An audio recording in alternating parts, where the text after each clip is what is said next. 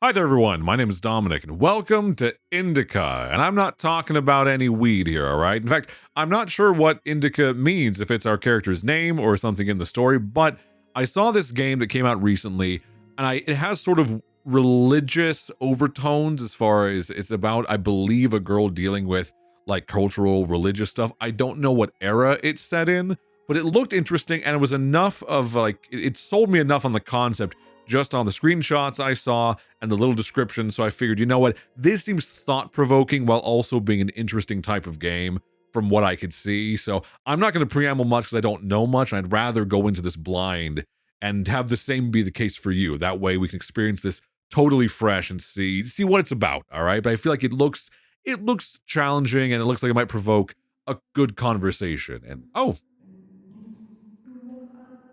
that's funny. The screenshots I saw didn't. Oh, shit! I missed. Oh shit! It's like gamifying Alice in Wonderland, but it's odd because I don't think most of the game is like pixel art like this. I think it's like a whole 3D story game, but I think it varies level to level. Oh, shit! Forgive me. I forgot myself for a moment.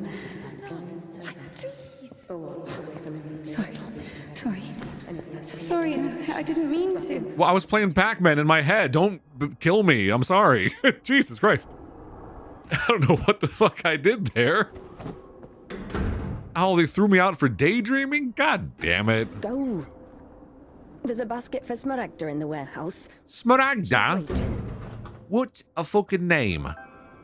Duty. Take a basket with vegetables from the warehouse and bring it to the sister Smaragda in the refectory. 30 points. Oh, weird. So what? It's like gamifying. What does it mean to be truly righteous? My eyes look crazy. To temptation, or to take a vow of To never succumb to temptation? constant. Who's sucking cum? Our heroine did not know the answer to this question and preferred never to dwell on it. If it were up to her, she would have chosen the quiet life of a nun. However, destiny had something different in store for her. Okay. See, I'm not sure if this becomes like a religious horror game. I don't know if it's just a story game. I really don't know, but I'm interested. I gotta say, like, already that's a cool opening.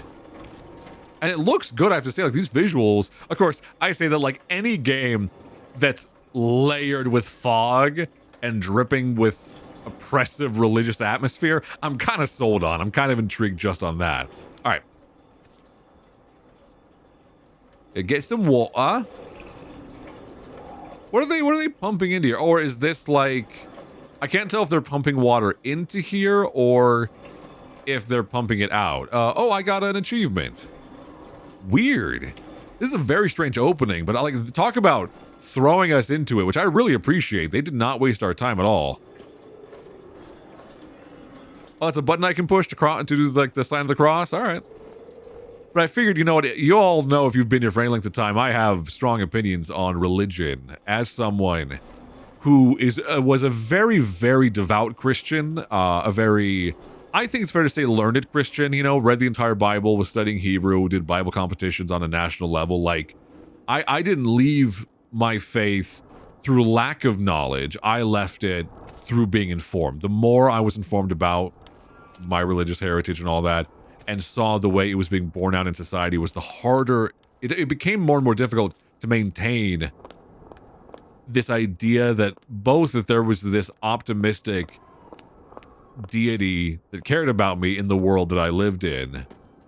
And it became a point for me where I just kind of felt like, well, if the world's this terrible and this is a deity that refuses to do anything about it, then even if they do exist, I don't want to serve them because they clearly don't care enough. If they're so concerned about free will where they could make long-lasting change for the suffering and don't, that's wicked. You're the last person I need right now. Get lost. Why is everyone so mean to me? Is it because I'm like look how cute I am. Like, what the fuck? Because yeah, that's like, I guess this is a nunnery based on, I'm not seeing any guys here, so it looks like this whole Like, it's not just the church. It looks like this whole little town is just religious women. So, user manual for a steam hydraulic machine. In case of a sudden engine cutoff, make sure to open shutter 4 and purge the steam. The operating pressure in the main boiler should be maintained at... Okay, I'm assuming this will come into play later when I'm assuming we'll have to take care of this stuff, so... also, one second, I'm going to turn up the brightness a little bit. It looks good on my screen right now, but I know things can start to get kind of janky. Let's turn it up. It's not that bright of a game to begin with, but... Yeah, I'll turn it up a little bit. Hopefully...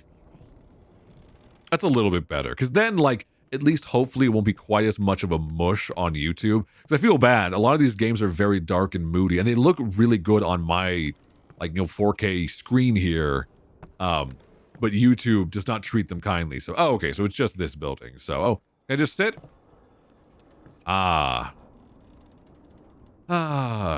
What's the next view?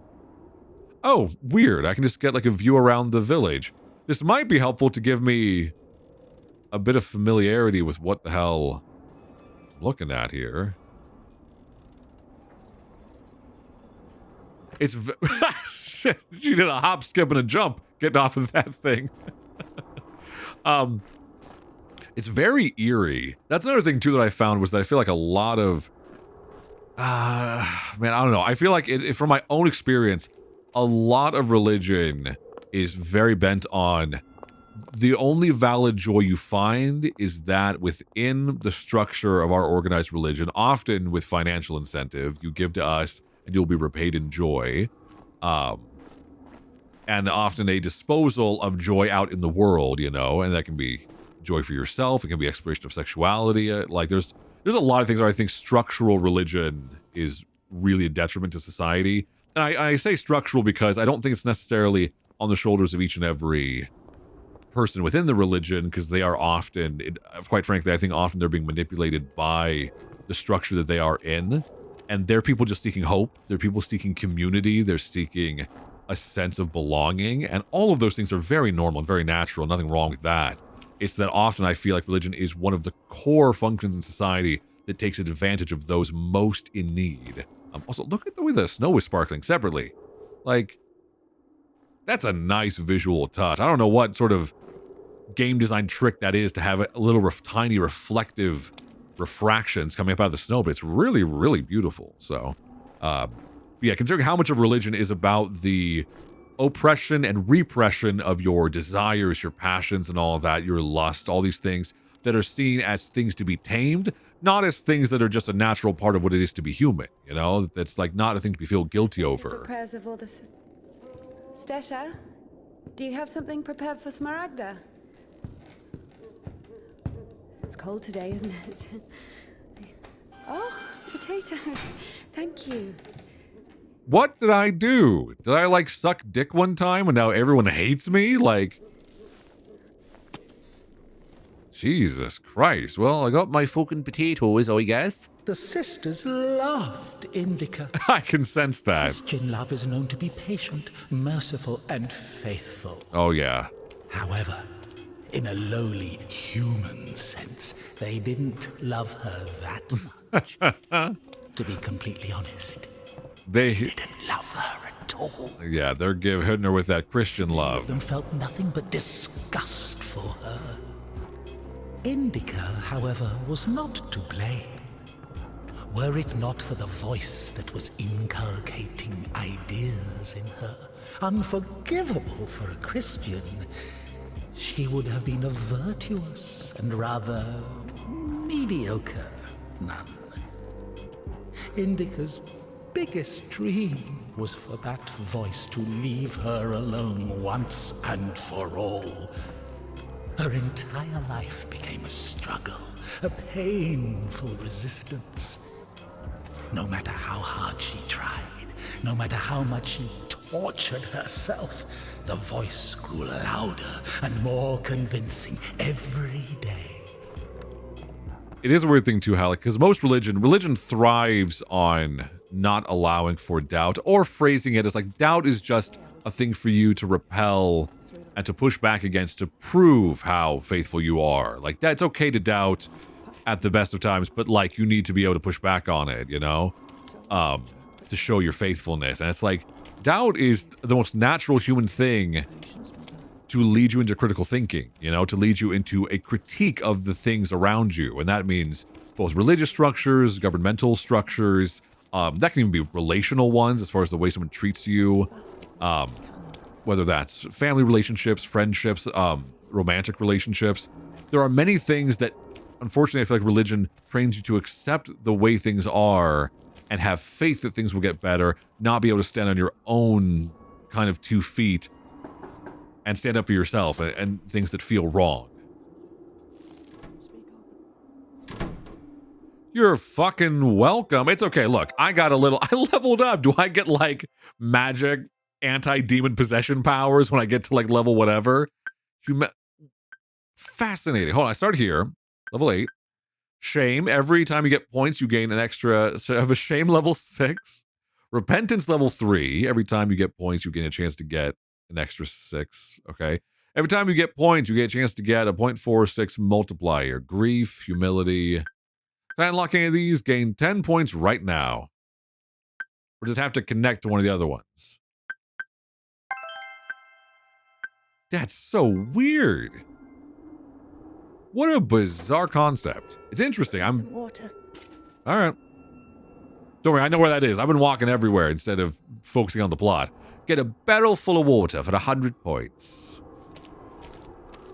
It's interesting because I'm like, is it representing her sort of disillusionment with being in this oppressive religious environment? The idea that like, now doing this for all this long, she's sort of gamifying it in her head to pass the time, to give herself something to keep going. Because that was the thing for me after a while too. I was like, man, you're telling me like it's a thing where it's like, especially in Christianity at least, there's the idea of like once you are, and it depends on what denomination you are, some vary this doctrine, but it's like once you're saved, you know, it's like you're gonna be fine. But then the whole thing is that like, well, now you have to hold on to your salvation by doing good things, which I think inversely is one of the least altruistic and most damaging things in a society, is telling people you need to do good things because you will get a bonus prize after you kick the bucket. After you fucking die, you'll get something for being nice, you know? And I think there's a far more natural incentive to say, you should be nice to people because they are other human beings, and we all need more compassion because we only have one life to live. All we have is here and now, and to care for others is not a divine calling. It is, in fact, the least divine thing. It is the most human thing you can do, to care for those around you, to build community, and to make the environment you construct for yourself and the sphere of influence you have something positive, encouraging, and thoughtful, and inclusive, you know? And unfortunately, we see how, especially in the current political climate in America, how the resurgence of religious kind of impression on the country we're getting with the right-wing government we have right now is leading to an aggressive pushback against all inclusion, a huge spike in racist presence. And it's like, that for me conveys a lot of what worries me about institutional problems being connected to the structural religious engine in the country, because it's like there's a connection between the fact that we were having recently KKK protests, and I forget what city had a bunch of them on a bridge with actual with their like fully masked up and all their Nazi symbols and all of that, like white supremacist kind of outburst, with an increase in right-wing presence and an increase in religious environments, because religion does convey this entitlement to say, I believe this religion, and thus, even if I believe I'm being a nice person because that's what my religion requires of me, on a deeper level, I am better than you and I am holier than you, and you are a danger because you are bringing down the purity of my society. And that's a very dangerous ideal, especially when the idea of purity is often simply a switch flip of you're something different to me. Someone gay is weird to me. I find it yucky. I find it gross. That makes it sinful. That makes it wicked. And that's why it should not be allowed. And there's no concept for like, okay, that's a crazy belief, but if you believe that, like that, it's still a country where it should not be run as a religious oligarchy, but unfortunately it often is. So, sorry, I'm like, man, I'm not gonna be able to hold back from my rants on this one. But to be fair, that is literally like, pretty sure that's the point of the game. There we go.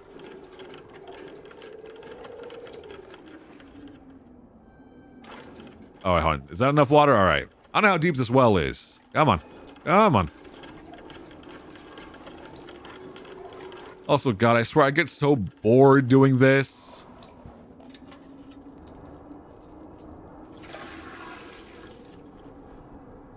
So one game on this topic of games about nuns, there's a really funny movie with Aubrey Plaza called The Little Hours about a group of nuns hiding a guy who's, I forget, he's in some criminal trouble, sort of an Aladdin thing where he's on the wrong side of someone but didn't do something too terrible. But because of that, now he's hiding out in this nunnery and they're all like, there's a guy here and we don't have him and he seems kind of fun. So they're all start like passing him around and of course they're getting in trouble and all that because they're all, it's this thing of like, of course, because they're all normal human beings and they're all sinful and they're all doing naughty things. All I gotta do is 5 times? Holy shit, I should have been talking while I was going back and forward to the bucket. Oh my God, I don't know why I thought I'd be able to fill up that barrel one time. And this is as fast as I can walk for some reason. But it's a very good movie. On a sad note though, it was actually, if I'm not mistaken, that was directed by Aubrey Plaza's late husband who passed away recently, because that's where they met, which is very heartbreaking that he just passed away, because I can't imagine being in a scenario where you have a partner who is it's like a creative partner to you so closely, as well as just being obviously your partner in marriage, but also someone who you know through artistic expression, and then losing them so suddenly. It's just fucking heartbreaking. So definitely feel for her just as another human being. I'm like, that must be so heartbreaking. And to be so in the public eye when a tragedy like that happens, it's just, I can't imagine. I really can't. So, all right. Grab the bucket. Oh, it's okay. I'm getting points for this, though. It's all right. It's worth it. Useless labor is the basis of spiritual development. That's what they say when you have to stack chairs in a Baptist church. Is above fasting or prayers. Indika didn't understand why she needed to retrieve the water from the well if there was a pump next door that took it from a sacred spring. She didn't understand why drinking from the spring was allowed, but cooking soup was a sin. Because rules. It was only about 15 meters away from the spring. It was not possible to have any other water there. Even a tenth of it is the same. They say on Epiphany, even a drop of holy water blesses an entire canister. If that were true, a couple of evaporated drops from the spring would bless the puddles beneath her. Here's one of the criteria of how the rules get dictated in religion. That's the thing. Once you're away from religion for a while, as I have been, after knowing it so intimately, it's a weird thing to look back and be like, these were arbitrary, weren't they? Like, they were just making shit up at a certain point because they structurally needed things to tell people. They needed to have a structure for people to follow because it made society easier. It's much easier to command and organize people if you have a religious divine structure in place. And it's a much more powerful thing to say, do this because it's the right thing to do, or do this because you'll be punished. To say, do this because the divine unseen presence, the all-knowing, all-seeing thing around you is watching and will deal with you in time. It is such an astounding way to be able to build a religious boogeyman into the entirety of existence. The guilt of being like, you'll hear from people, like especially a lot of women who are repressed even more sexually than men, who will talk about how they didn't masturbate until they're in their 20s and all of that, because they were like, it's God's everywhere and God's watching. Why would I do something that I could get caught doing? And it's like, that is, holy shit, does that take time to unspool? And how far does that fracture your psyche to not be able to have a healthy relationship with it? Because then what happens is many people go from one extreme like that, severe religious oppression, and then they slam over to the other side of that spectrum very rapidly with massive sexual openness, but to a degree where they might not be doing it safely because they're just so excited to be sexual and vivacious, and it feels rebellious, and it feels like something to go against what they were not allowed to have. But often that can mean that they're not having a healthy relationship with sex either, because they're doing it as an act of rebellion, not even as an act of individual self-pleasure. You know what I mean? So it's like, I don't know. I have especially as I get older, the more I see of people, the more I learn of the world and the people in it. The the harder a time I have not seeing so many religions as anything other than things that repress what it is to be human on a base level. And the problem is too, I have not once, and I mean this sincerely, drop a comment to tell me any single thing that is a positive in religion that cannot be experienced or constructed outside of that religion. It's like the whole like spiritual environment of like feeling something larger than yourself. And it's like, I feel that too. When I drove up the coast of California in my early 20s, and I just remember like having moments looking at the rays of sun coming through these beautiful trees right on the coast of California up towards Monterey, and feeling amazing, this amazing glow inside of me to be like, man, what an amazing thing to exist in a world this beautiful, and to not just exist in it, but to be part of it. I am part of that nature in that moment, sharing it, and how beautiful that is. That is something larger than me. The world around me leaves me in awe in and of itself. It is a beautiful thing. So it's a thing where like I think there's a lot of discussion about like how do you have a sense of morality? Well, because I don't need to have something dictate to me what's right or wrong to realize, does this harm another human or bias me or bigot myself against another person? You know, I can sense that alone is enough criteria to know what's wrong. Versus, you know, you have things like the Mormon culture where, I believe it was the 70s, where they had divine revelation that black people could be in the church, or at least could be in leadership positions in the church, because there's religious criteria in the Book of Mormon and in the adjacent religious texts that they have to clarify that those with dark skin were done that way because they were burned as punishment. You know, stuff like that where I'm like, it's literal institutional racism on the foundation of the text. Why? Because the people who wrote it were racist. Like, and then they had to reinvent the structure of that to make it fit the world. And talk about a thing where there's often discussion, religious discourse about, what's the term for it? It's where there's moral relativism. The idea that morals change over time. And a large incentive that they say is, well, you know, the joy of God and having divine inspiration is that we don't have to worry about moral relativism. We know what's right and wrong because it has been established by the Lord himself. It doesn't change ever. And then you say, that's great. So why was there so much slavery in the Bible? Why was there indentured servitude? Oh, well, that was just to pay back a debt. It was still a servitude. It was still slavery. And they go, well, you know, why were you killing women and children, including those who were innocent, who had no hand in the warfare that was happening to the Israelites in the Old Testament? Oh, well, look, that was what God had to do, all right? It wasn't murder, it was warfare. There's a distinction there, despite the killing of innocents. What about the time that the one tribe decided to get circumcised in order to make themselves religiously pure to consummate the marriage that was going to happen? And they used that as an opportunity to kill all of them while they were recovering from their circumcisions. Oh, well, that was because they were we can't understand the way the Lord works. And we see all this and they go, this is all morally reprehensible, vicious wickedness, absolute evil. And yet the idea is that my opinion is I'm the one without a solid moral center? But you're telling me all these things were acceptable then, but things changed over time? The Lord got nicer after Christ visited the earth? Like, it just is crazy to me, because you look back, and especially if you know the text like I do, where I've read every fucking chapter of the Bible. With God's help, we'll make it to spring. No way. Sisters won't eat after her. Mother, the sign of the cross saves from the plague. Oh, fuck you. God forgive me. Oh, fuck you. Smaragda, don't tempt me. I'm sending Evdokia to you. Don't let this one into the refectory. Girl, I'm about to hit you in the head with the bucket, dump you in the barrel. I swear to God. Actually, don't swear to God. I swear to whoever's listening.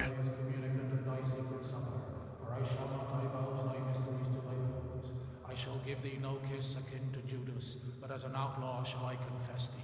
Remember me, O Lord, in thy kingdom.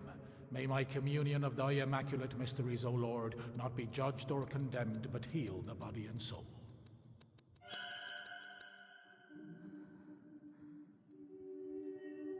Servant of God, Seraphim, I shall What?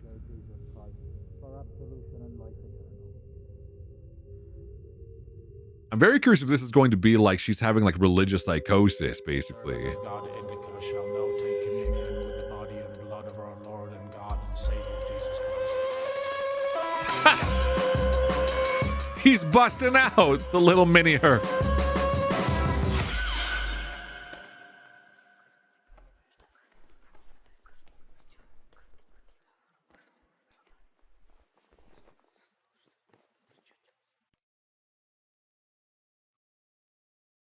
Many years you bore with them and warned them, but your spirit, by your spirit, yet they would not give ear. Therefore you gave them into the hands of the peoples of the lands. Nehemiah 9:30. Oh, that's just the opening. Oh, shit. All right. What's in it? I don't know what's in it. She asks me what's in it. How would I know what's in it? It is forbidden to leave the convent without a blessing. Despite her requests, Indika had not been blessed to leave for a full year. When she was tasked with delivering the letter, it took her completely by surprise. Even though she did not know the contents of that letter, she could not shake the feeling that it would play an extremely important, perhaps critical, role in her life.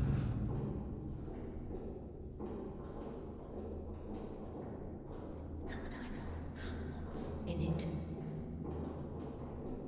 What is in it? What's in it?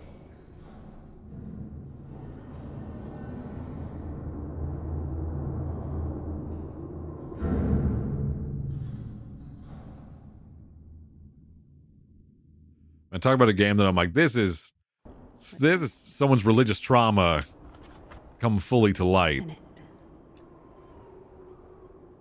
What's in it? Yeah, what's all this then? Deliver the letter for Father Herman to Danilov Monastery. Hell yeah, I get to go out into the world of the icy frozen tundra. Also, hold on, the game is looking kind of crispy and I don't know why. Matches. Why do we have, I didn't know we have stuff. Pavel Sergeyevich, Indika's father. Mother Abbess doesn't give her blessing to keep a photograph, but for Indika, this picture is the last link to her previous worldly life. Her rosary, of course, no surprise there. When Indika's life becomes completely unbearable, she clutches the cross on her rosary so hard the blood oozes from her palm. It's the only way to drown out the devil's hateful voice. Oh, is that it? Is that like the doubt in her voice she thinks is Satan affecting her, but it's just her starting to think outside the bounds of the religion a little bit, maybe? That's how it feels. You feel evil. I'm dead serious when I tell you, like, people talk about, because you're raised with this fear of the other, the fear of the outside, the fear of when you start to have these thoughts, that is a satanic thing whispering in your ear. Not the idea of like when you have doubt and you feel like you want to question something, and instead of being able to process it on a human level, which is, I think it's a much more natural thing to say, well, that's just you being a person. You're not sick in the head. It's not evil. It's just your thinking. And you might not be right. You need to think through what the implications are of whatever you're doubting or questioning.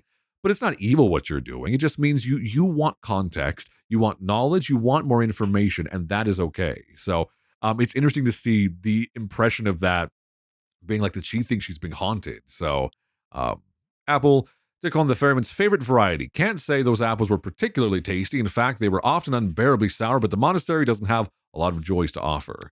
Very, very interesting. All right, let me adjust the settings, then we'll get back to the story. One sec.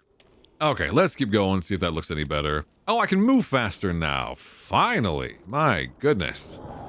Right button to run. Sweet. Where the hell am I going? I'm assuming out... Hold on. Oh, no, not photo mode. Hold on, where... There's the map. Okay, can I...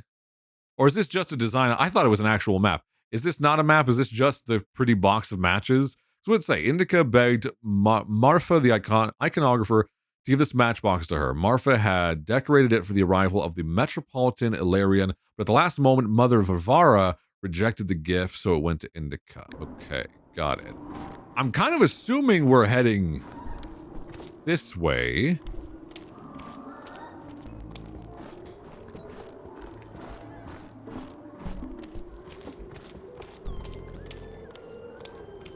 It's so trippy having like the funky modern gamified kind of music playing. Oh, maybe not this way. The only way that's the only thing that's waiting for us this way is a well, it's a quick trip to see if Jesus is real or not. Oh wait, hold on, there's a way down. Maybe this is the way. It didn't give me any like indicators where to go, so I don't know. I hear some piggies. Also, this place just looks uncomfortable as hell. Good God, it looks so cold.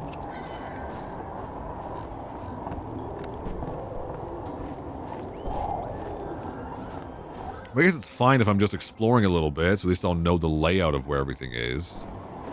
Oh, shit.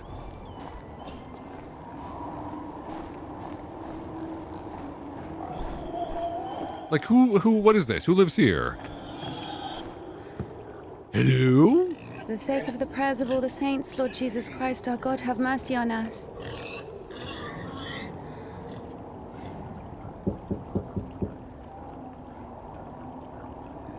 Ah, it's the three little piggies in there. They know better. I need to go to the other side. Georgie, pirate, be quiet. The animals feel the unholiness. They're just happy to see me. Tisha, I'm sorry.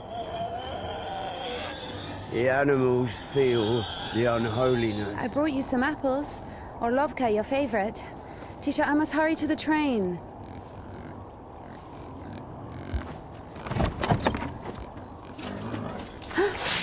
You fucker. What have you done?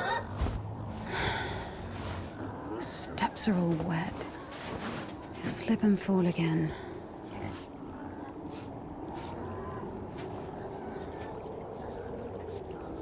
Don't worry, Tikhon, I understand. Forgive me, for Christ's sake. Yeah, for Christ's sake. Another oddity of the whole religious psychosis thing is that is the feeling that you are justified in this kind of judgment of another person, because again, it's a divine judgment. It's not you judging them, it's the Lord judging them. They cross the deity. Woo. Why? Oh, am I sliding down? Oh, am I not allowed to go back up there? Hold on, where am I supposed to go then? You can't go over there, right? Hold on a minute. What's all this over here? Because, yeah, none of this is, like, frozen over for me to go across, so... Am I stuck down here now? Or do I just have to sprint? Do I gotta haul ass up there? Come on, quick, god damn it!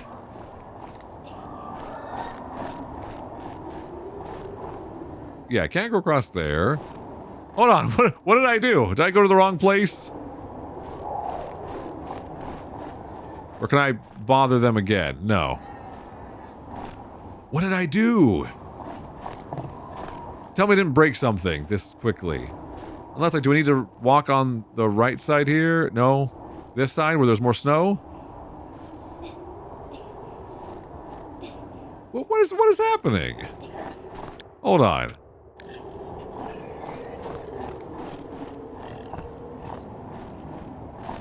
Oh, shit. Okay. Oh, it's like a ferry that goes across. Got it. I see. Then it's gonna come back and I can jump on it? Well, how do I? Because I'm not gonna be able to run around there fast enough to hop on it, right? I don't know, I guess we're gonna try. Let's see.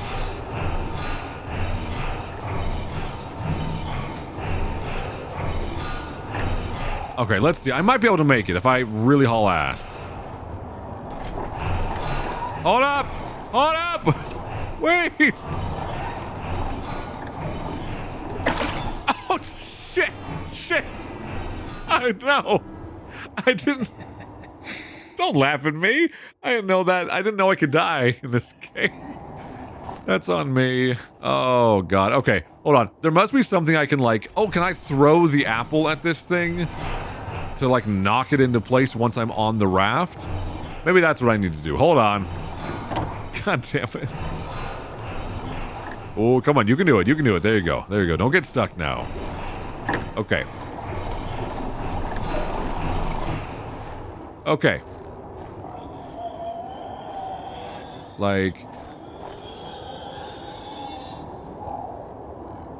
Okay, hold on. Let me see. There's gotta be...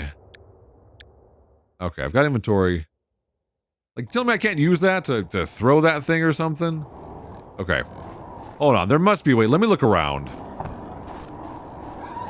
Or maybe like a piece of wood that I can grab to lob at that thing. Because, yeah, I don't think there's any way I can run quick enough. Or can I jump over this thing?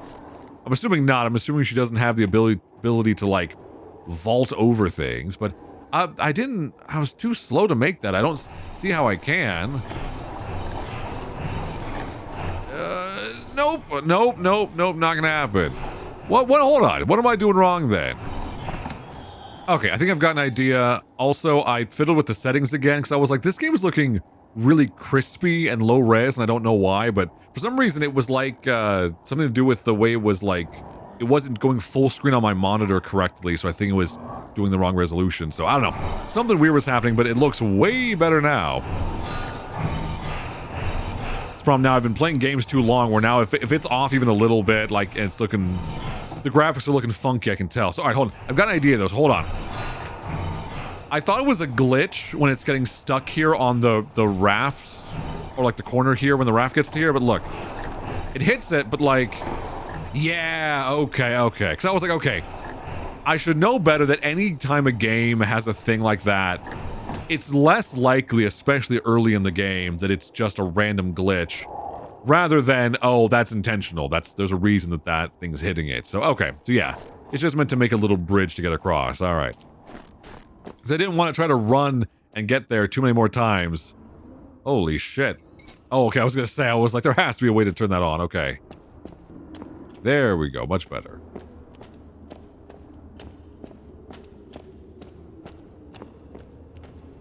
This is horrible. This is some Dark Souls shit. What an imbecile. Indeed. Tikhon. Imbecile was a medical diagnosis, so she was just using the word literally. Correct, yes. Tikhon couldn't hear her. Hypocrisy isn't really a virtue, is it?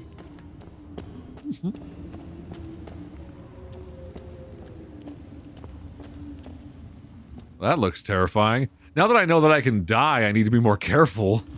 Oh, I can't get back to the ladder, can I? Can I climb up? Yeah, okay, good. Look at her, we're nice and sturdy. Indika, you're fine. Look at you. You got this, girl. Okay. I'm assuming this will take us... Does it take us up or down, or do we decide?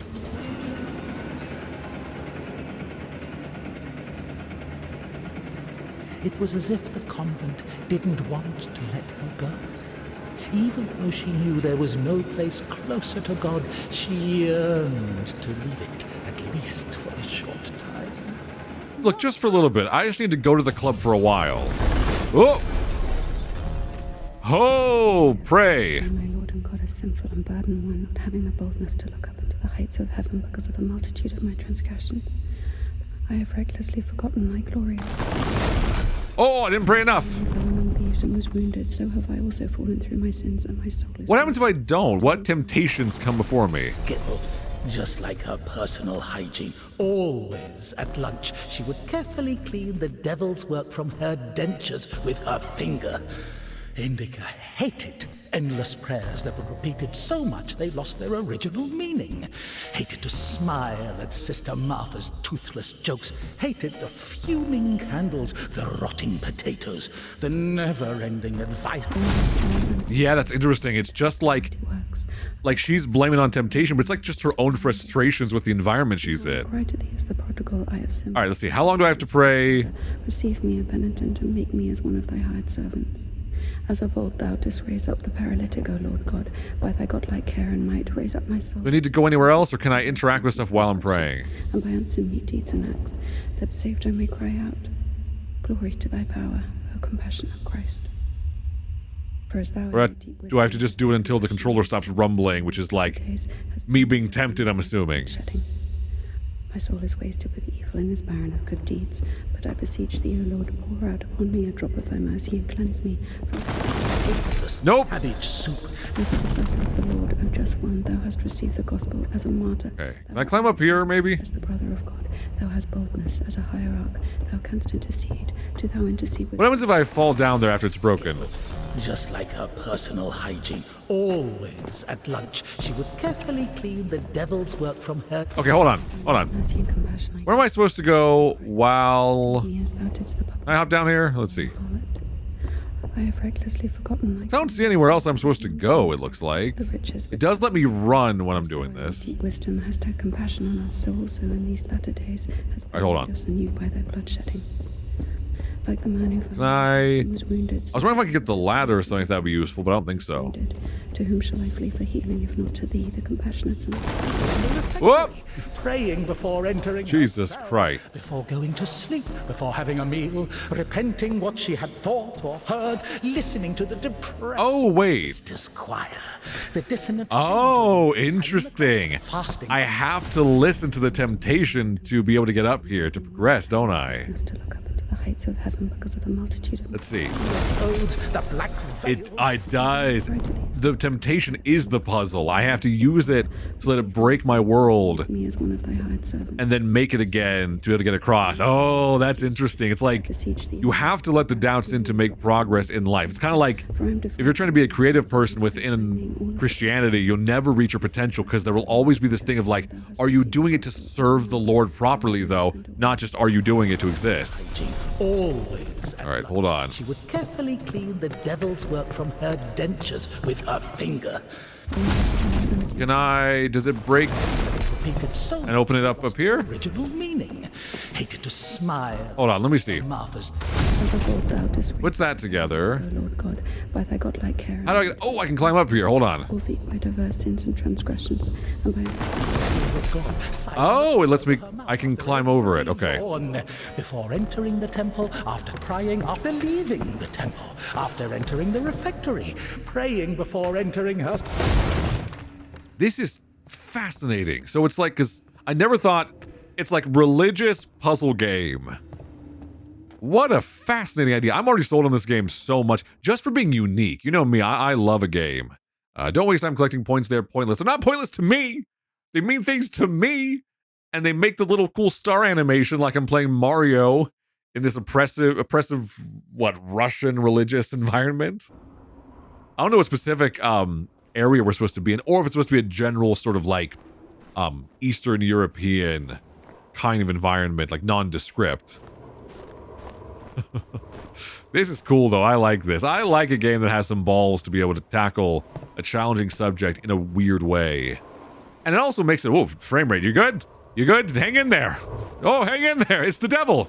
The devil's in my GPU. There we go. Oh, God. Who flashbanged me? Sorry. Jesus Christ, what are you doing here? You. The cloistress is here!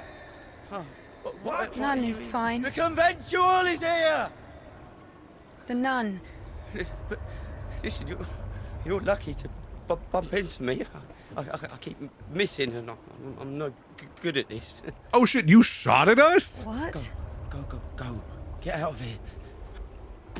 What? What? Who's there? Oh shit, I didn't know what the loud noise was. I didn't realize he shot at us. What the fuck, man? What's wrong with you?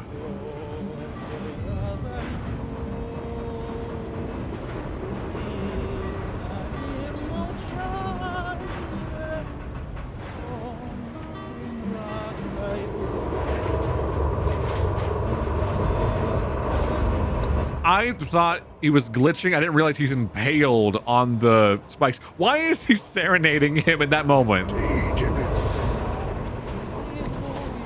I got this. I have no qualifications. You're lucky to bump into him. He's... Not a great shot. Yes. Sorry, I can help if you let me. I don't think it can be helped. His nobleness has decided to listen to the visitation one last time. So let him listen. Don't interrupt. Oh. Excuse me, what happened here? Have you heard the joke about a crowbar in a train toilet? I have not. So, there was this train with a bunch of convicts. They put a spring between two carriages while the train was moving. Tried to plan an escape, I guess. How many died? Mostly fugitives. Many of them were shot. Ever had to care for the sick? Me? Of course. We often have to. Then come with us to the station. All the wounded are there. Go! Up!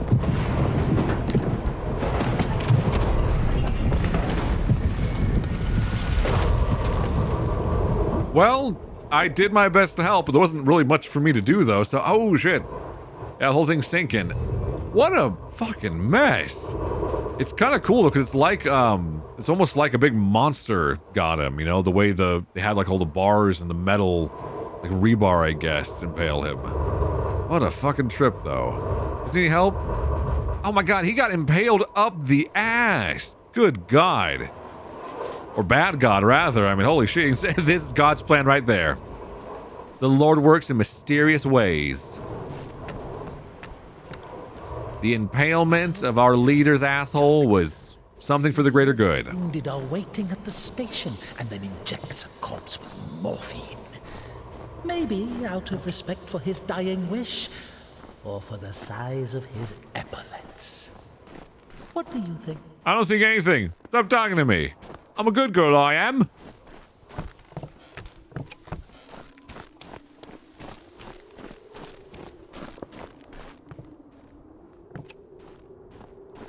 What the, is this house upside? Oh, it is. It's straight up upside down.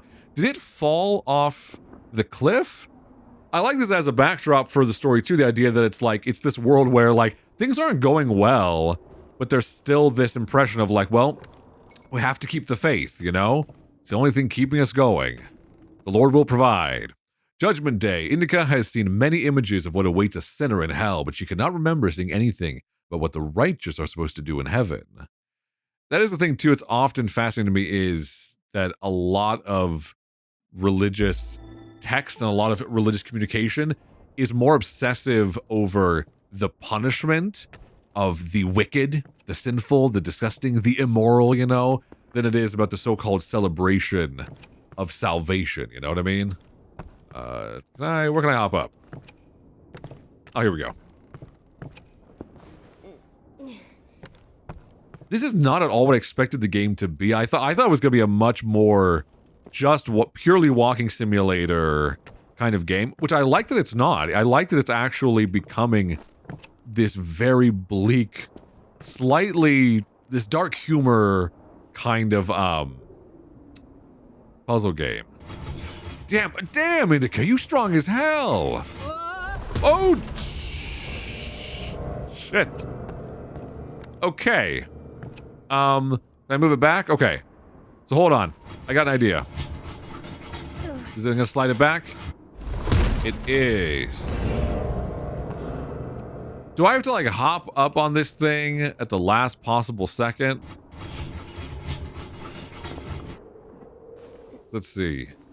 I need to get up to there. Can I pray?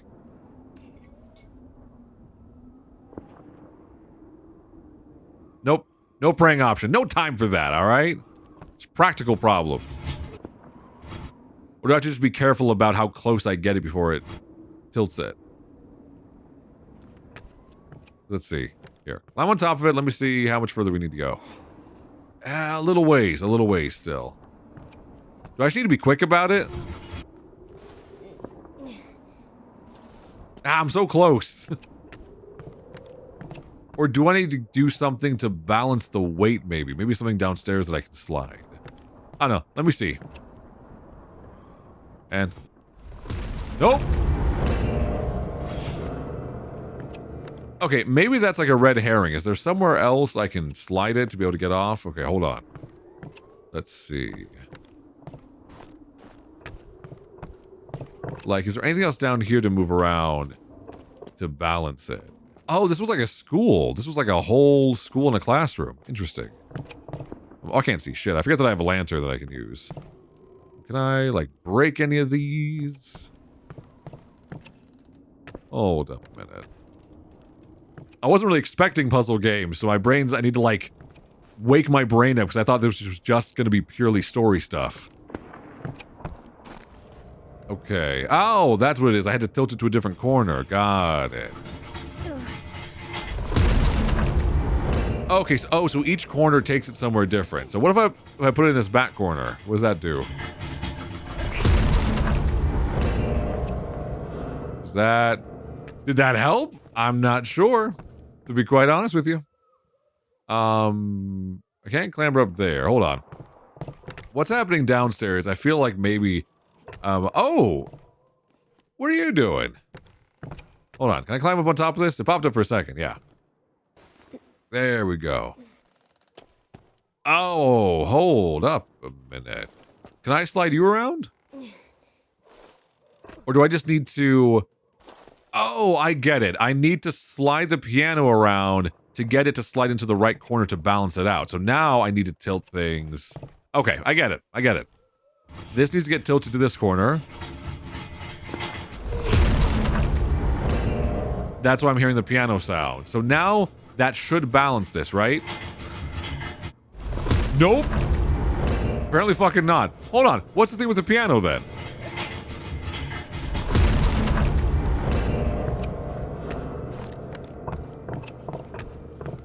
Unless maybe my way out is going to be through here using the piano. Is there a way out through... oh, that's it. I can get out through this window.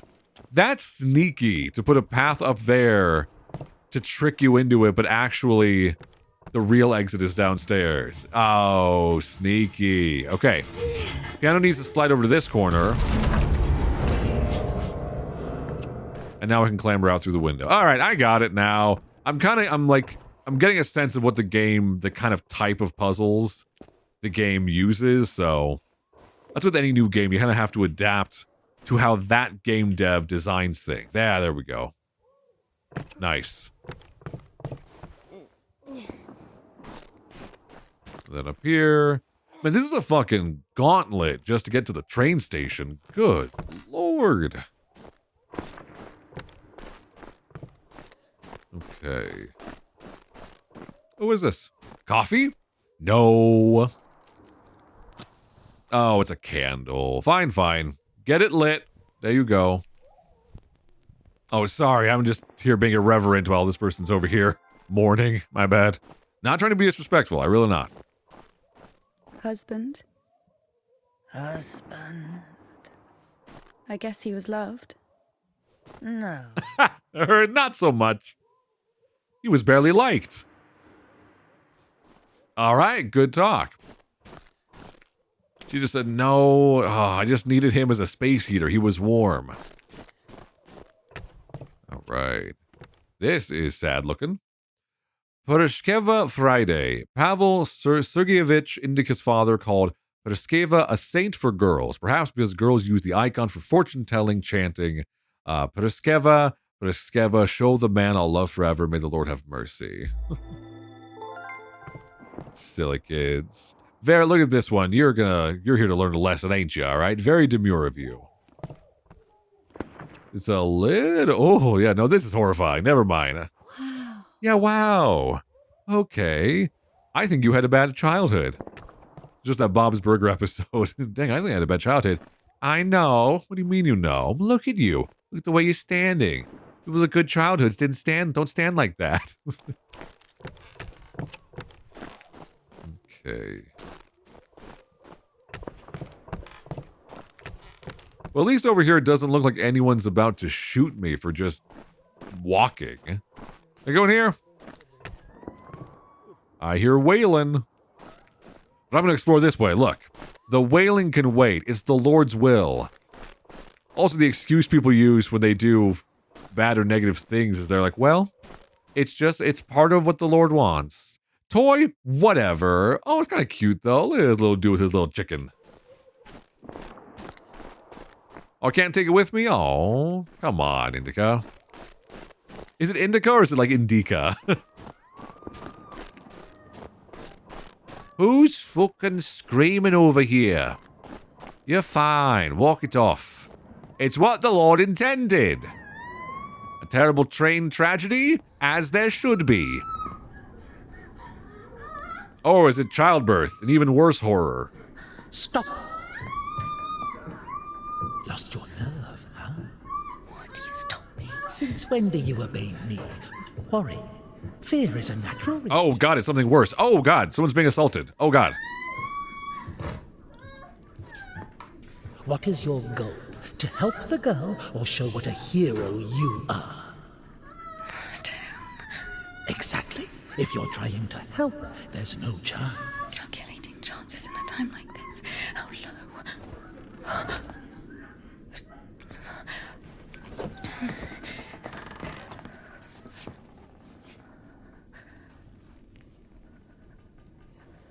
Oh god. Oh. Listen to her. Doesn't like getting abandoned in the middle of an act. What? What? Did you see the size of that thing? Maybe you wanted to join them.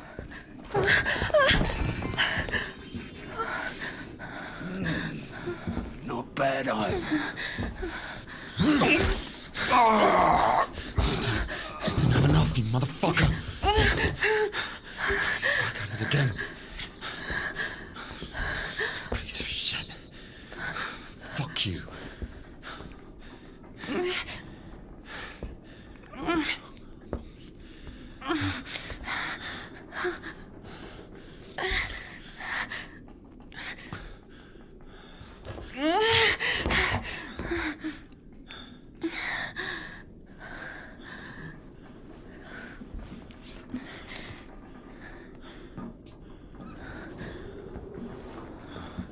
On my way.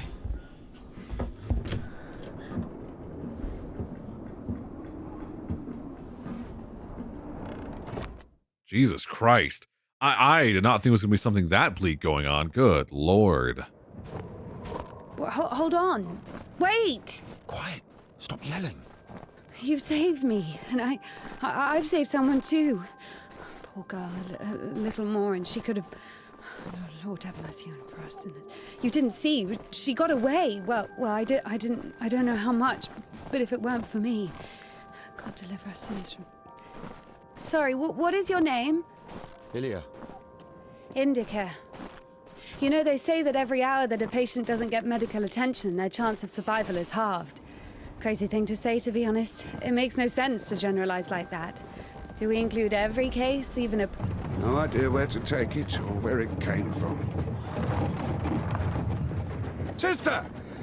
Did you arrive safely? No incidents? Yeah, it was great. Kasyuk, is that you? Wait a second! Oh, shit. Okay. Don't you dare, right? Hey, you! Drop your weapon! Drop it! You drop your weapon! No.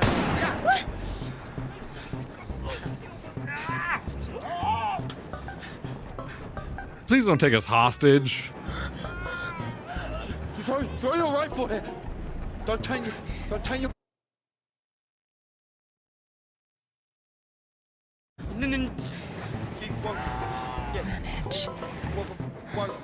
Manage. I've got nothing to lose. Fine, just... Well, don't shoot, all right?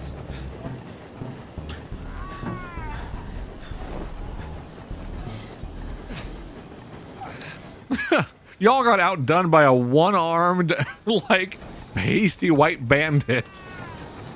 I think he deserves to take it at this point, honestly, for pulling it off. To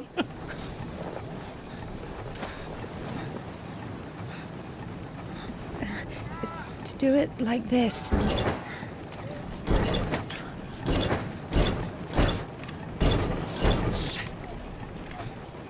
Yeah, you're gonna have to let go of the gun, bud.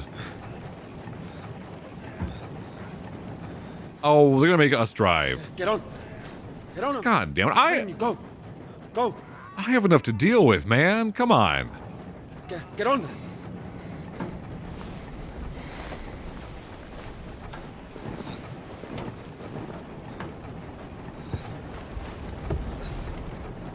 Get going! Get going, I'm telling you!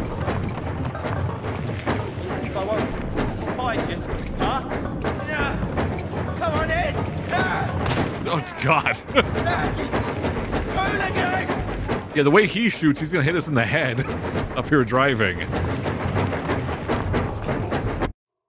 Well, I can most certainly say this game is not going anywhere that I expected it to go, and that alone I like. Oh, shit! Right now! Scoundrel! Oh,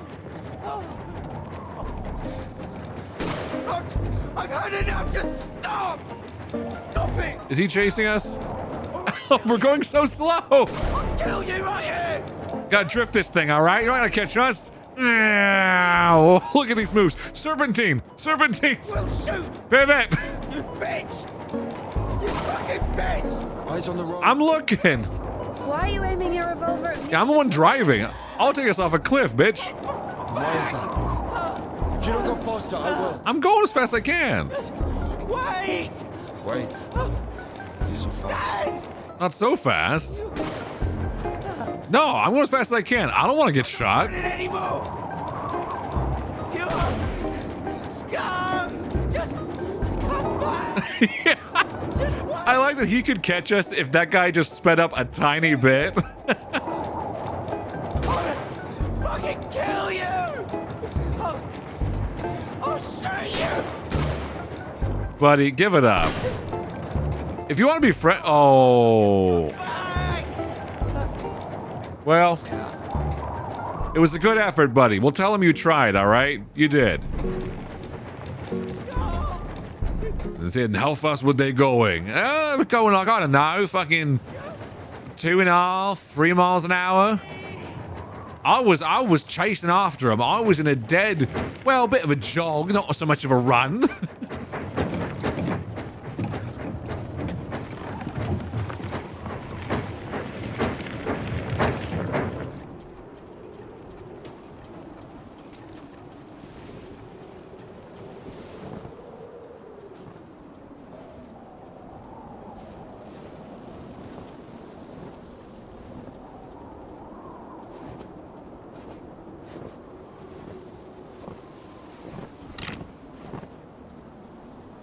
Come on, don't shoot me. I'm just your Uber driver. I didn't do anything to deserve this.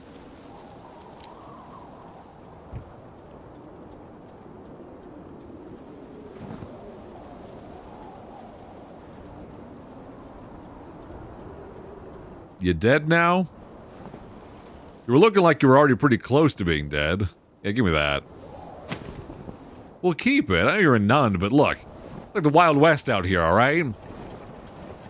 Dip those fucking bullets in holy water, alright? Just in case you need them.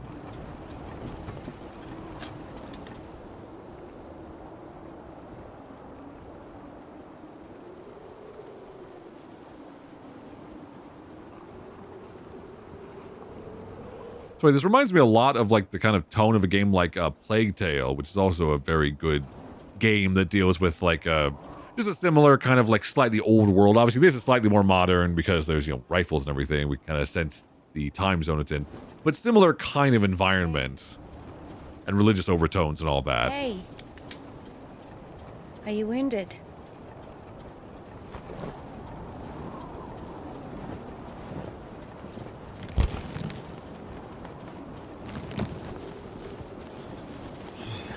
This is good.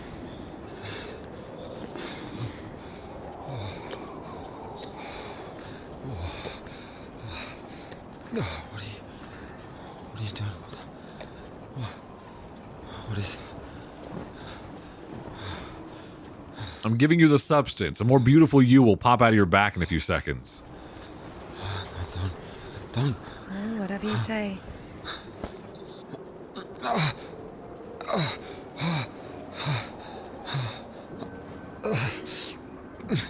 Get up.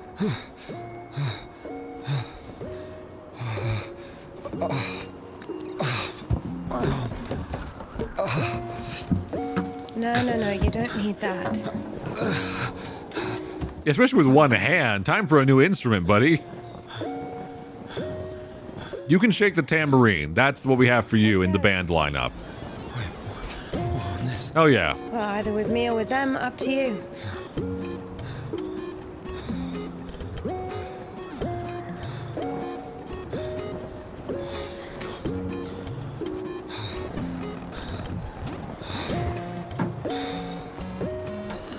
Hey, hands off my ass, all right?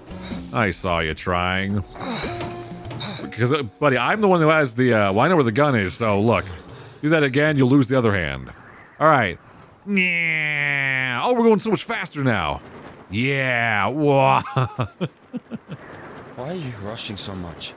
Shut up. Sorry. We're doing no more than 5 verses an hour, though. Whoa. How do you understand it? Because I'm not a dipshit like you. About the word versed, or how to start an engine. I grew up in a bike shop. My father sold them. In Spasov.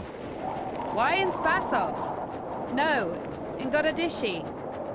I've never been to Spasov. That's where I grew up. The man's logic is flawless. Are you embarrassed to be so close to a man? I'm embarrassed to be so close to you. Waiting for that. He's quite a looker, huh? Thick boy. Thick boy? That is Bones. That man is Bones. On the train for 3 days. Oh, don't worry. She likes it. Oh! Pardon. Come on. Grab her tits. Hey! Stop pretending. He's just like the men you imagine in your room when you're... Enough! All right, calm down. Is he a bandit or a sissy? Hold on to your seat, for God's sake. Another thing where, like, religion makes you question, like, having weird intrusive thoughts or just weird sexual thoughts, like deviant kind of stuff. And it's like, again, within the confines of your own brain, it's not inherently harmful, and it doesn't mean intent. It doesn't mean you want bad things to happen to you and all of that. It's like they're fantasies because your brain's exploring morality. Oh, shit! Oh! Ah! God damn it! Oh, shit. What was this? Oh, we're gonna get glimpses into her past in the pixel art. Cool. Indika, come out. Look what we got today. Whoa, can I? Relax. Don't you think you've had one too many drinks for such rides? Nah, I said, I've had some 3 beers in, give me my keys. Come on, if you finish first, one of them is yours. How does it work? He says use the right trigger on your PlayStation controller to do the gas and the left stick for steering. Oh, it's a racing game. Let's fucking go! Skirt! Oh, it's so hard to turn. This is so janky, I love it. Oh, hell yeah. That's right, Pops, eat my dust. Haha.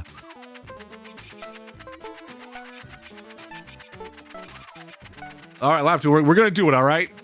Oh shit, Can't let Pops catch up. I got all these coins so I can upgrade my guilt. I can buy a whole new level of shame with these points. Fuck, shit.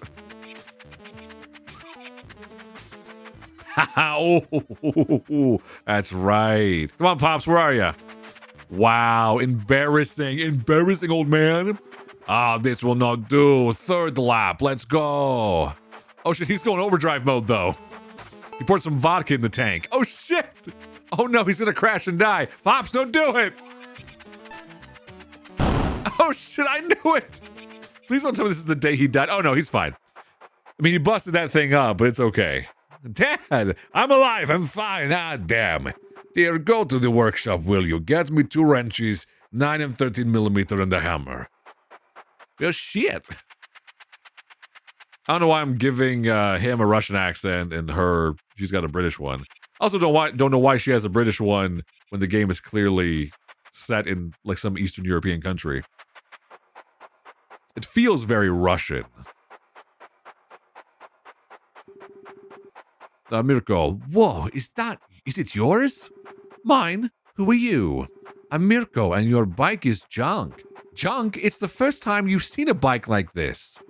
It won't even make 10 versts. 10? It has a 4-liter boiler, so more like 50. Yeah, sure, it's junk. Let me try. No? Do you know how much it costs? Don't be scared. I'll be careful. Just one lap. No, don't let him. No, no. Don't let the weird new kid on your cool powered motorbike. Yeah, he's gone. Yeah, he gone. That's it. Oh no. Well, shit. I mean, it's a little on us for letting him take it. I think that was ill-advised, Indika.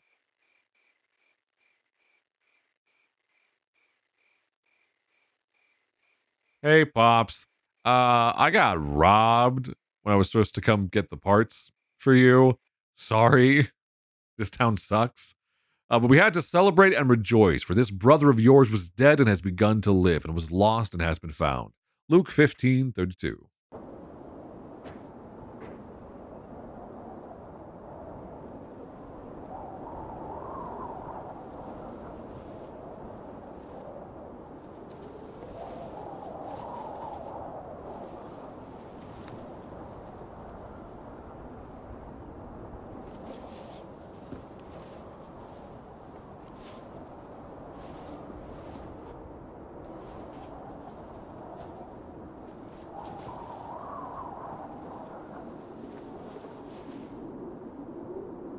Hey. Are you all right?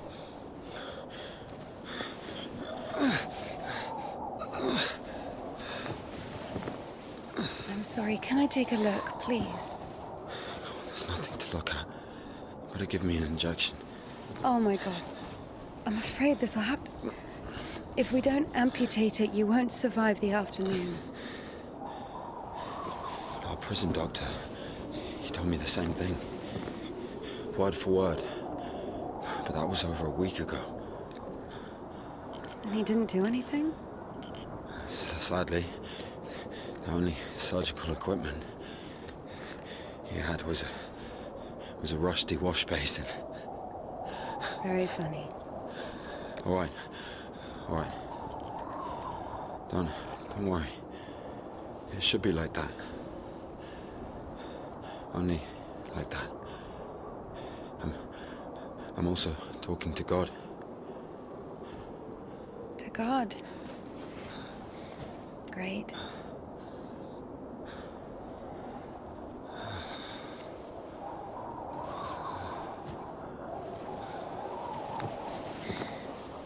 You need to get up if you don't want to lose something else to frostbite. Yeah, your nipples. I assume. She's the medical expert.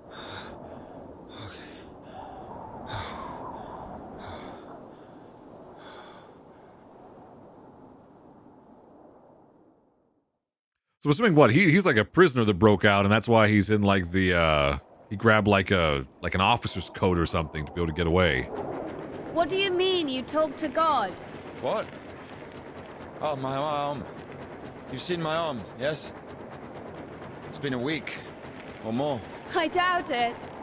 And what does God have to do with this? Well, let me explain. Ever since that night, every event, it all happened as I was told it would. I'm certain I was the only one who left that train alive. It's all going according to plan. Every fucking step is God's plan. Do you understand? So taking me hostage was God's plan? Yeah. I know what you're thinking. But remember the gospel. The father who gave his money to the prodigal son, not to the beloved one, the good one, but to the bandit. He who had been murdering and stealing but came back. He came back. Do you understand? I think the Lord is happier to see one repentant sinner than, well, 100,000 righteous people. I don't know. They don't even need repentance. Do you hear me? You know, he laid everything out before me. Spread out like a deck of cards. The past, the present, the future. Who? God, who else? I was lying there, about to die. And a sister, just like you, brought me some water in this mug.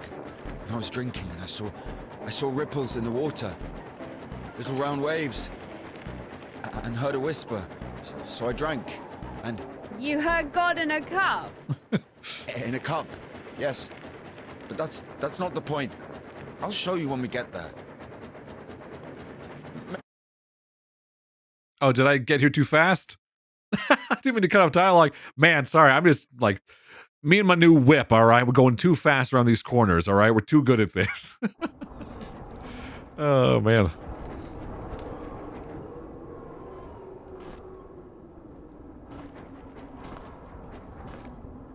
Who the fuck would do this? It's as if they blocked the passage on purpose.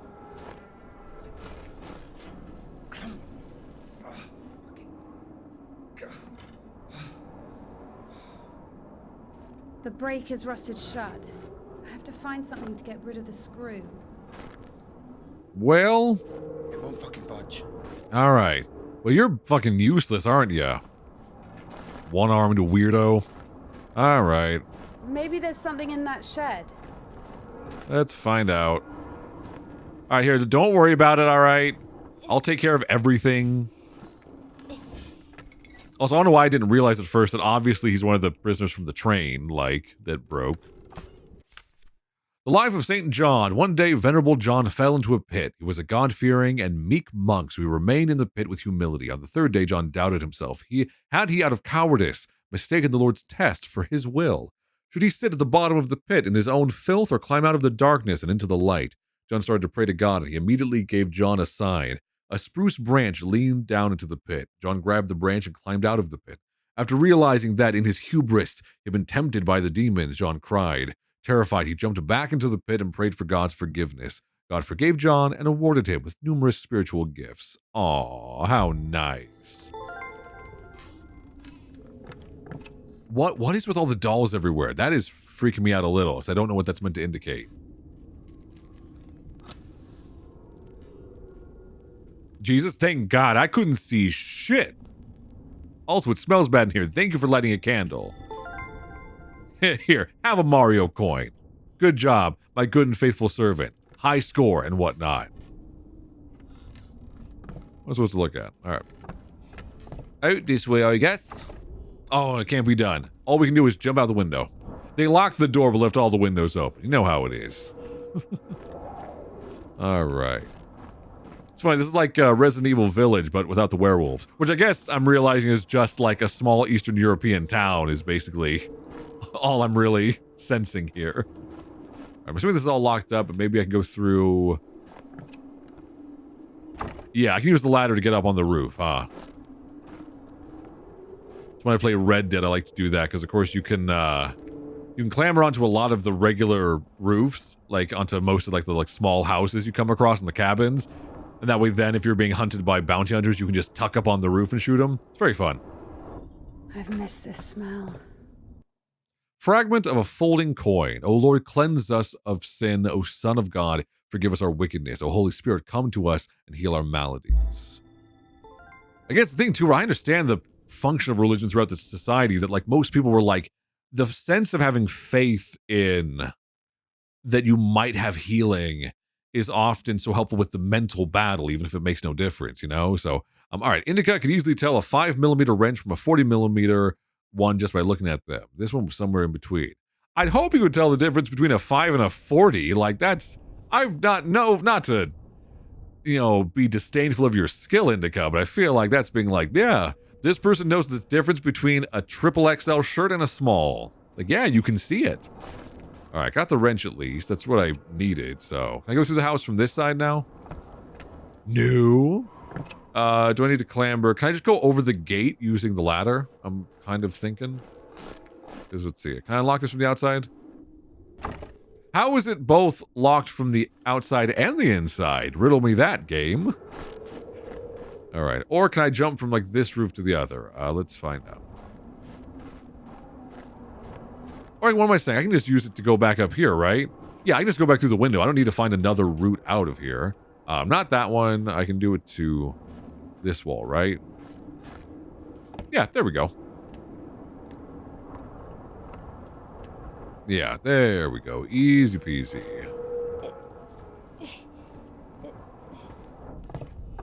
So? Found a wrench. Give it to me. No, I'll do it. Little busted up ass.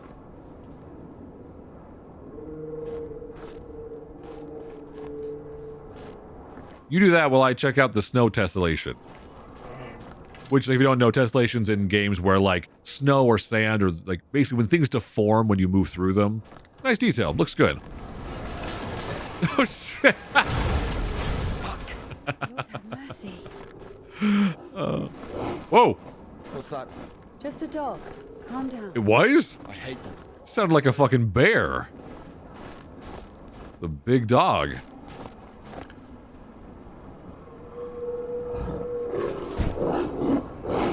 Whoa! What is that? Quiet, quiet, little doggy. We won't hurt you. What the fuck? Nope, nope, nope. We're out, I'm sorry. Not nice doggy. I don't care if you say my dog don't bite, it do. Cadets.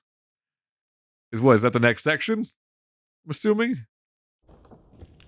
Yeah, oh, okay. Oh, okay, that wasn't so bad. I thought we were gonna have to have a whole long chase scene. Ew, creepy looking dog, though. Who owns that is what I want to know. You know, I would have already fucked you up with my bare hands if I wanted. What you mean your bare hand? There's only one works? Well, hand. Yeah, that's what I thought. Why? I mean, why the fuck did you throw away the revolver? Would have been useful. I mean, a girl. I would never. Oh, shit. Tell me something. If you're God's chosen one, why didn't God heal you completely right away? That's a good question. Here's your answer. Here.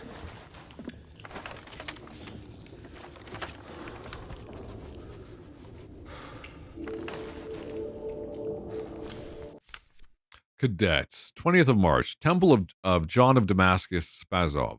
The only rational remedy from infertility, insobriety, infidelity, and other physical complications and afflictions of the soul. What is it? Is it... Cadets. Is it a place? Is it... Hold on. Explain yourself. What this mean? What this? What you do? Cadets. Were you like a grifter? Yeah, exactly. Come on. I don't understand. So God had enough power only to stop the rotting, but to heal you completely, he needed some kind of tool. Look, it's not about the tool. A man can't be saved against his will, you see. Basically, look, it has nothing to do with my arm.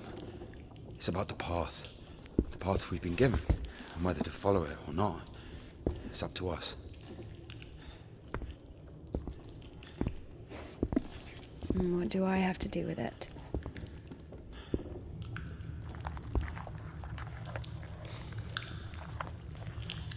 I hear something squishy in there. Possessed people are taken to the Cadets. Everybody is. Do I look possessed to you? Kind of. No, not you. All right, let's get out of here. Assuming we're going to take ourselves there because she thinks she's possessed and Hoist me up. instead of just wrestling with her own thoughts. Yes, you. You won't be able to pull me up from up there.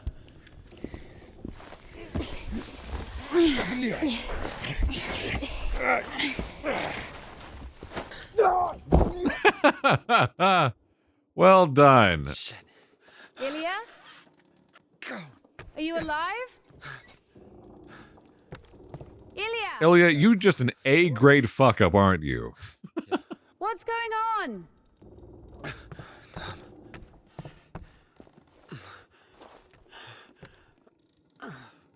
Oh, sure, yeah, don't explain it to me. You know what? Fine. I'll find my own way, as I always do. This guy is a burden. If he doesn't become somewhat useful and or nicer soon, I'm going to be preying on his downfall. Because right now... Of course it wasn't a coincidence. Satan... Indika realized it. Satan, give me a second. She had heard about the Kudets and its miracles. Ugh. Right now, in Spazov and Ilya. Meeting a prisoner who talks to God would not be an everyday occurrence. Yeah. Also, Indika took a liking to him. Who, this one? No. One way or another, there was certainly no doubt that she had to head for Spasov and not the Danilov Monastery. The letter. I cannot neglect my duty. Sure you Something can. important in it. Open it. See for yourself. No. Reading someone else's letter is a greater sin than not delivering it. Greater? How much greater? Twice as much. I don't know. Interesting. So, not delivering 2 letters is the same as reading 1. What about stealing? Pocketing a ruble, for example. Is that worse? Worse. How much worse? This is nonsense. You can't compare such things. Why not? The priest imposes a different penance for different sins, and since you know for sure which is better or worse, there has to be a way of measuring. Then let us say that stealing is 10 times worse than not delivering a letter. What about murder? Let us put that at 1,000 letters. That would mean that if a postman were to lose a sack full of letters, we'd have a murder. Maybe there should be a bulk discount. What about a rapist? A rapist is better than a murderer, right? Oh shit, the sin's like following me, isn't it?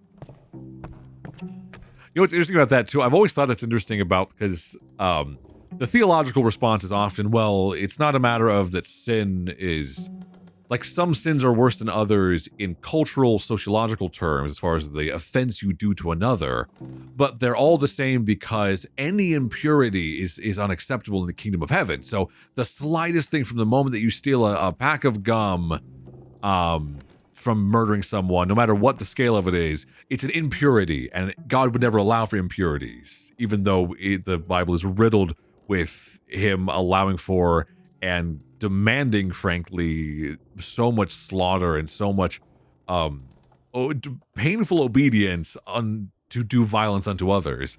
But it's an interesting thing. I've always thought that when I was growing up, and I was like, that was one of my core doubts, was I was like, it doesn't make sense, this logic of like, how are these sins not... How are they simultaneously all equally bad, but God is the height of fairness. He is the pinnacle of the idea of balance and fair treatment. But you're telling me that a murderer who murders and rapes 10 people, 20 people, can say a prayer, and as long as he means it, as long as he feels bad enough and means it, then he's in the clear. Heaven's his for the taking. But someone who just believed the wrong religion, or someone who just never quite found redemption or never heard of Christ really, goes to hell, And then, of course, the theological response as well. Someone who doesn't hear about Christ, they don't, and these are all things that are not in the Bible, let's be real. These are things that the theologians have done as little stopgaps to be able to bridge these holes in the logic. And they say, well, someone who hasn't heard about Christ never had the opportunity for redemption, much in the way a child hasn't. So they're in a loophole. They get to heaven automatically, which would mean that the most Christian thing to do, if that's the loophole that works, is to make sure no one ever hears about Christ, because then none of them would have the burden of choice, and they would all be given the opportunity to not only not have to be subjugated to the rules and rhetoric, but they would get a free ticket into heaven by not having it, even though that also means that people who did not believe it are then forced into heaven against their will, having had no knowledge of it and no belief, meaning that they had no choice in it. So they were force-fed this quote-unquote perfect, pure place, whether they wanted it or not, making it not even a choice to believe. So you start to see where there's some logic gaps, you know what I'm saying? You are scared of the letter. Perhaps you should not open it. Do not do it.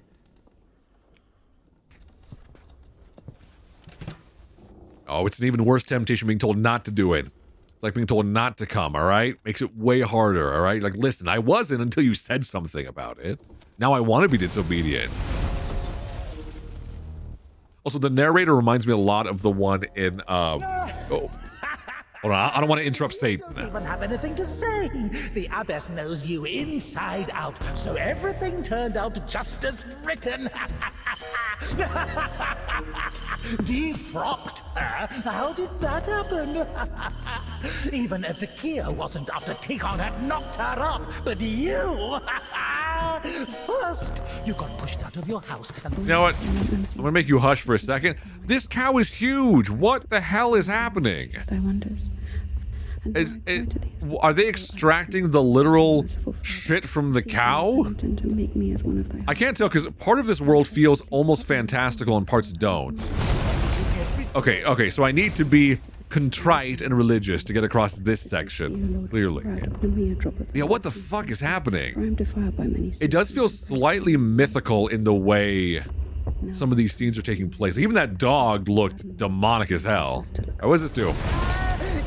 Even have anything to say. Go, boy, shut up, all right? I don't even mind you doing commentary, but now you're just being annoying. Okay, I have to get up top. Okay, so hold on. I have to get over to there. And then I'm gonna have to move the cow out of the way. But yeah, what the hell? I'm assuming that the idea is like, it's like using it for fertilizer, hopefully? Okay. What does it change over here? You were to kill someone and go to jail. Oh, it rips the cow in half. Holy shit. Yeah, Daddy's gonna send another postcard for Easter. And it will get returned. Sorry, she's not here anymore. Defrocked. So where now? So many. There we go. Now we can get across. But yeah, I like the idea too that it's like all these things feel like she thinks she's being tormented by Satan. But oh god. Okay, so this bull is being force fed. And then I think this is like you interpret your own religious take on what that's meant to indicate, but how did that happen? Alright, now can I get across? Yeah, now I can, okay. That's a cool way to do it, to have the puzzles be things where the world physically breaks, but you have to use that to your advantage, which is like you have to step into the sin to be able to get across. It's kind of interesting. Don't grieve over lost points, they're useless anyway. I don't care if they're useless or not. Besides, when do I get to level up my grief and my shame? And after I get past leveling up grief and shame, where's horny and religious fetishism? Where's wearing the nun outfit for Halloween? Good question. I haven't heard it for a while. Listen, I'll help you get to Spasov. All right, cool. All right, on that note, that feels like a good spot because we're about to make a journey to try to get ourselves unpossessed, which I assume we'll find out that we're not possessed. We're just having our own grown-up thoughts for the first time. We do not know how to process them. Like even her doubts about her father coming and writing letters and she's been thrown out of the nunnery. Those are just doubts that are human, you know what I mean? Those aren't things that are necessarily anything satanic, but they can be satanic if you believe they are. It's the power of suggestion, you know? It's the whole thing of if you tell, especially if you tell a child and tell them, hey, you know God's always watching for every little sin that you do. And you know what that does? That gives them guilt. Then their first emotions in life should not be guilt. It should be something like joy. It should be imagination. It should be discovery. It should be understanding to be compassionate to the other kids around them because it's the way they want to be treated. It's golden rule kind of shit. But when you add this religious weight on it, they're like, you understand what you're doing is not only wrong, but it's sin. And if we don't know about it, don't worry. The punishment will catch up with you eventually in the afterlife. And that's such a terrifying cosmic horror kind of concept. Like parents will instill this in their small children who are with religious fervor. They won't let them watch a horror film because they believe that's evil, but telling them you will be burnt, tortured, and mutilated for all eternity if you don't repent from the thing that you did, from lying to us about whether or not you brushed your fucking teeth, whether or not you did your homework, whether or not you took something out of the fridge without asking, you know? Instead of saying, look, hey, the reason we want you to be honest with us is because that's how people learn to trust you. That's how you build relationships. It's such a weird inverse thing. It's actually, I think, so inhuman to put pressure on those things as sin rather than as saying, hey, when we're dishonest with each other in these ways, it doesn't allow us to connect with each other. It doesn't allow us to develop emotionally and build these bonds with each other, to trust each other and have a more healthy and more open relationship with each other, whether it's a parent to a child, whether it's a friend to a friend, or within a romantic partnership, whatever it is.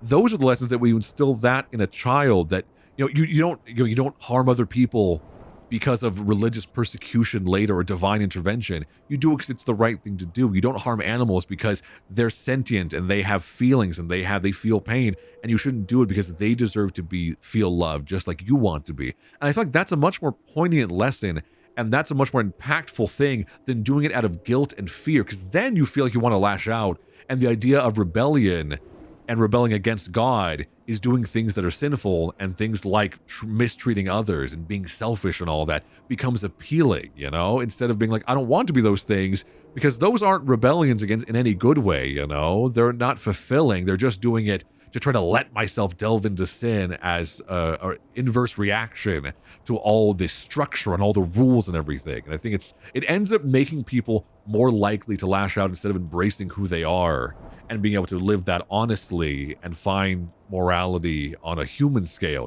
It's like every right-wing, hyper-religious senator who's found with like a gay prostitute. And it's the thing where it's like, they're not sinful because they want to have gay sex. They're sinful because they're hypocrites and they're liars, and they want to oppress those who want to live their lives openly as gay people, as LGBT people.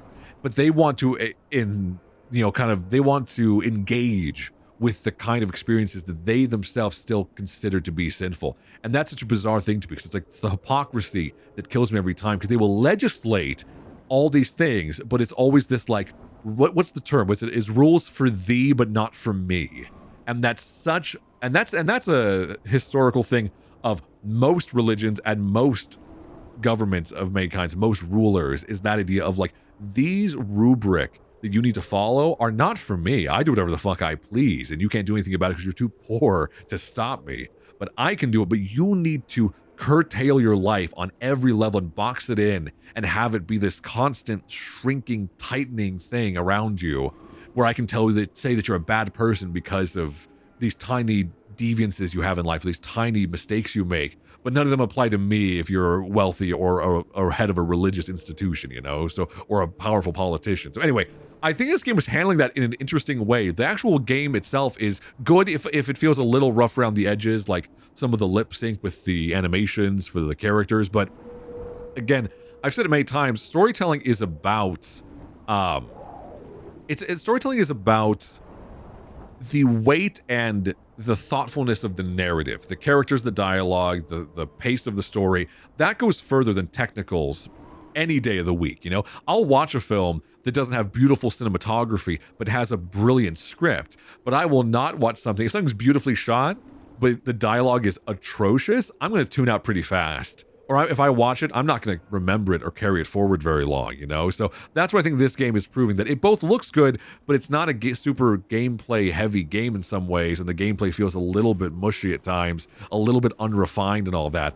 But I don't really care, because this story is fascinating. This is a bizarre and unique way to tackle the subject of religious oppression, especially having a girl getting out of a nunnery and having her fall into all these life circumstances and trying to process them with all this weight, behind her, and all this baggage and all this stuff in her head telling her what every step she's taking is doing something wrong, but she has to still make a decision anyway. So anyway, I like this. I hope you are too. It's not a very long game from my understanding, so I'm definitely going to finish it and play it all the way through. Probably either maybe 1, maybe 2 more episodes from what I've seen online about the length of the game. But anyway, I hope you guys are enjoying it. I hope you guys don't mind.